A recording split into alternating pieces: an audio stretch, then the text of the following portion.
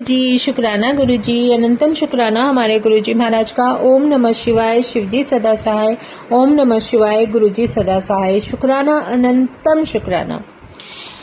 अब शिव पुराण में हम हैं 9th चैप्टर पर, जिसका जो हेडिंग है वो है कामदेव का श्रम व्यर्थ होना।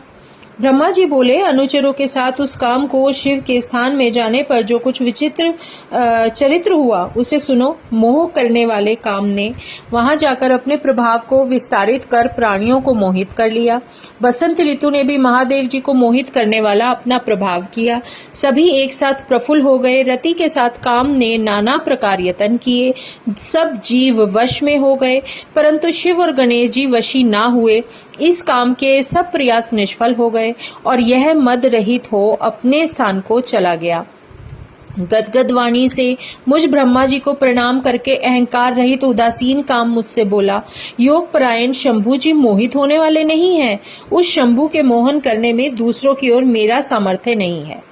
मतलब इसमें जो कामदेव को सेवा का मौका मिला था कि उन्हें अपना जो तीर है वो महादेव के ऊपर चलाना है, जो काम बाण है, लेकिन उनके जो भी बाण थे, जो भी उनका प्रयास था, वो सारा विफल जा रहा था। और वो ये मान गए थे कि हमारे महाशिव जो है उनके ऊपर उनके बाणों का कोई असर नहीं होने वाला। बहुत बड़ी बात है कि कामदेव भी इसमें अपने आप को संपूर्ण नहीं मान रहे थे। उन्होंने गदगद वाणी से ब्रह्मा जी को प्रणाम करके अहंकार रहित और उदासीन काम मुझसे बोलते हैं, योग परायण शंभु जी मोहित होने वाले नहीं हैं। उस शंभु के मोहन करने में दूसरों की ओर मेरा सामर्थ्य नहीं है। समित्र, मैंने नाना उपाय किए, परंतु रति के साथ शिव में संपूर्ण उपाय निष्फल हो गए। सारा ही उपाय कर डाले, लेकिन मेरा काम नहीं बना। हे ब्रह्मा जी, शिव के मोहन में जो कुछ हमने उपाय किया, कहते हुए मुझसे उन प्रयासों को आप सुनिए। जब शिवजी समाधि लगाकर बैठ गए, तब अति शीतल सुगंधित वायु चलने लगी। मोहनकारी पवन से समाधिस्थ त्रिलोचन शिवजी को नित्य ही उद्विजन किया। अपने 5 बाण को लेकर शिव के सामने घूमता हुआ मैं उनके गणों को मोहित करने लगा। अब कामदेव अपनी पूरी डिटेल बता रहे हैं कि मैंने कैसे कैसे कोशिशें की हैं, कैसे कैसे बाण चलाए, लेकिन उन पर कोई असर नहीं हुआ। उन्होंने बताया कि मेरे वहां पर प्रवेश करते ही सब प्राणी वश हो गए, लेकिन गणों के सहित शिवजी वश में नहीं हुए। मतलब जो भगवान शिव थे उनके गण भी वश में नहीं हुए। जब शिवजी हिमवान पर्वत पर गए, हे विधि, उसी समय में रति और बसंत के साथ वहां आ गया। जब शिवजी मेरू पर्वत को गए, तब मैं वहां चला गया। जब नागेश्वर गए, तब मैं वहां चला गया। जब कैलाश गए, तब मैं वहां चला गया। जब शिवजी ने किसी प्रकार समाधि ना छोड़ी, तो मैंने 2 चक्र बनाए। अब वो बता रहे कि मैंने किस तरीके से प्लानिंग की। हाव भाव युक्त उस भ्रूहि युगल ने स्त्री पुरुष के क्रम से उत्तम नाना प्रकार के भावों को किया। गणों के सहित नीलकंठ शिवजी के समीप स्थित मृग और पक्षियों ने मोहित हो नाना भाव किए। उनके चारों ओर नाना प्रकार की गतियों का आश्रय कर रस के उत्सुक करने वाले मयूरों ने भी वहां वो मैथुन किया। मेरे बाण ने उस शिव में कदाचित स्थान नहीं पाया। सत्य कहता हूँ, उनके मोहन करने में मेरी शक्ति नहीं है। उनके मोहन में युक्त बसंत ने भी अपने कर्म किए। सत्य 2 कहता हूँ। दूसरा सत्य ये है कि अपने पर शंकर का कोप यह सब देख और उनकी भावना को जानकर शंभु के मोह से जिस प्रकार मैं विमुख हुआ हूँ, वह तुमसे कहता हूँ। कोप से मोहित समाधि छोड़े हुए उन शंभु के सन्मुख मैं ठहर नहीं सका। भला उन्हें कौन मोह सकता है, जिनकी जलती हुई शिखाओं से युक्त अग्नि के समान नेत्र हैं। ऐसी श्रृंगी को देखकर उनके समीप कौन ठहर सकता है। अब इसमें शिव के रूप का वर्णन किया जा रहा है। ब्रह्मा जी बोलते हैं, इस प्रकार काम के वचन सुनकर मैं चतुरानन चिंता में मगन होकर फिर कुछ पूछने के लिए कुछ बोल ही नहीं पाया। मैं महादेव जी के मोहन में समर्थ नहीं हूँ। इस प्रकार काम का वचन सुनकर बड़े दुख से मैं श्वास रहित हो गया। फिर प्रकट हुए मेरे श्वास की पवन से चंचल बड़े भयंकर जिह्वा को लपलपाने वाले बड़े बली नाना प्रकार के रूपधारी गण प्रकट हुए। कोलाहल करने वाले असंख्य विकराल गण जो नाना प्रकार के पट आदि वाद्यों को बजाते थे मेरे श्वास से उत्पन्न हुए। वे महागण मेरे समीप मारो काटो इस प्रकार के शब्द करने लगे। मुझको मारने काटने का वाक्य सुनकर काम कुछ कहने के लिए तत्पर हो गया। काम यह देखकर उनको निवारित कर गणों के सन्मुख मुझसे बोला, हे ब्रह्म प्रजानाथ, संपूर्ण सृष्टि के प्रवर्तक, आपने इस विकराल भयंकर किन वीरों को उत्पन्न किया है?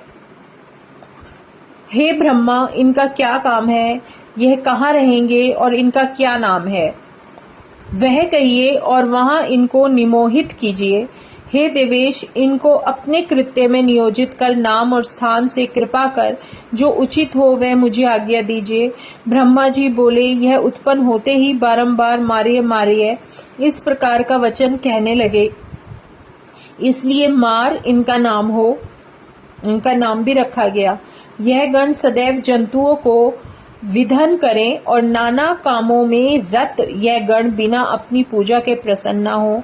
हे काम, सदा तुम्हारे अनुकूल रहना यह उनका मुख्य कर्म है और सदा तुम्हारे सहायक होंगे, इसमें संदेह नहीं। जब जब आप अपने काम के लिए जाएंगे तब तब वहां तुम्हारे सहायतार्थ जाया करेंगे। तुम्हारे अस्त्र के वश में चलने वाले मनुष्यों के चित्त को भ्रमित कर दिया करेंगे और ज्ञानियों और ज्ञान मार्ग में सदा विधन करेंगे।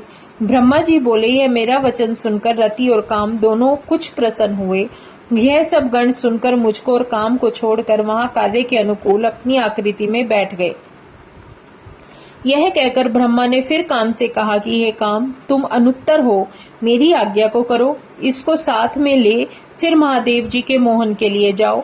मन को स्थिर कर मार कर गणों के साथ यत्न करो जिससे स्त्री ग्रहणार्थ महादेव जी का मोहन हो। मतलब वो चाहते थे कि जैसे ब्रह्मा जी सरस्वती देवी के साथ गृहस्थाश्रम में थे और विष्णु भगवान लक्ष्मी माता के साथ गृहस्थाश्रम में थे, उसी प्रकार भगवान शिव जो रुद्र रूप में है वो भी अपने गृहस्थ आश्रम में आ जाए। यही सब प्लानिंग ब्रह्मा जी कर रहे थे कामदेव के साथ मिलकर। अब ब्रह्मा जी बताते हैं कि कामदेव को कहते हैं कि जो तुम बाण चलाओगे उसमें यह कोशिश होनी चाहिए महादेव जी के मन में इतना मोह हो जाए कि वो भी स्त्री को ग्रहण कर सके। हे नारद, यह वचन सुनकर गौरवमान विनय पूर्वक मुझे प्रणाम कर काम फिर बोला, हे तात, मैंने युक्ति पूर्वक उनके मोहन के निमित्त जितने भी संपूर्ण उपाय थे वो मैं कर चुका हूँ, लेकिन उनको मोह भंग नहीं हो रहा है। अब क्या होगा? परंतु आपकी आज्ञा से और आपकी वार्ता का गौरव और मान रखते हुए मारगणों को फिर से उस समारोह में लेकर जाऊंगा। हे ब्रह्मा जी, मेरे मन में यह निश्चित है कि मोहन तो नहीं होगा और मुझे ये शंका भी है कदाचित अगर शिव की तीसरी आंख खुल गई तो वो मुझे भस्म कर देंगे। मतलब कामदेव को डर भी बहुत था कि अगर ये सब हुआ तो वो मुझे भस्म कर देंगे।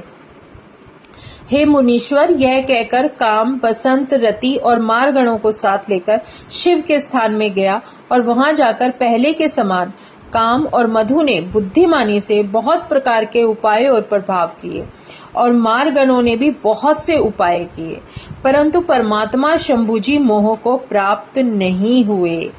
तब निवृत्त होकर काम फिर मेरे पास आया और गर्व और हर्ष रहित दोनों काम और मार गण वहां से आकर मेरे सामने खड़े हो गए। ये ब्रह्मा जी बता रहे हैं। निरुत्सव हो मार और मधु दोनों मेरे समीप बैठे। काम ने प्रणाम करके मुझसे कहा, महादेव जी के मोहन में पूर्व से अधिक कर्म किए। मतलब कि जो हमने पहले प्रयास किए थे अब उससे भी कहीं ज्यादा प्रयास किए, परंतु ध्यान में रत आत्मा वाले शिव का मैं मन मोह नहीं कर पाया। उन दयालु निर्विकारी प्रभु ने पूर्व पुण्य के कारण मेरे शरीर को दग्ध नहीं किया। हे ब्रह्मा, यदि तुम्हारी यह इच्छा है कि महादेव जी स्त्री को ग्रहण करे तो अहंकार रहित हो दूसरा उपाय कीजिए। मतलब मेरी मदद मत मांगिए, मुझसे मत बोलो। अगर आपको लगता है कि ये सब सही है और धर्म के साहत है तो आप उनको स्त्री ग्रहण करने के लिए कोई दूसरा उपाय सोचिए, यह मेरी सम्मति है। ब्रह्मा जी बोले, यह कहकर गर्व के देने वाले दीन वत्सल शंभु का स्मरण और मुझको प्रणाम कर सपरिवार कामदेव अपने आश्रम को आ गए। इस प्रकार कामदेव ने ब्रह्मा जी का जो उन्हें उनसे अनुरोध किया गया था कि किस तरीके से वो अपना प्रयास करें और महाशिव को मना पाए कि वो विवाह कर ले, इसमें कामदेव असफल हो गए और वो वापस आ जाते हैं। जय गुरु जी, शुक्राना गुरु जी। 9th चैप्टर इसमें कंप्लीट हो गया है। ओम नमः शिवाय, शिवजी सदा सहाय। ओम नमः शिवाय, गुरुजी सदा सहाय। शुक्राना, अनंतम शुक्राना।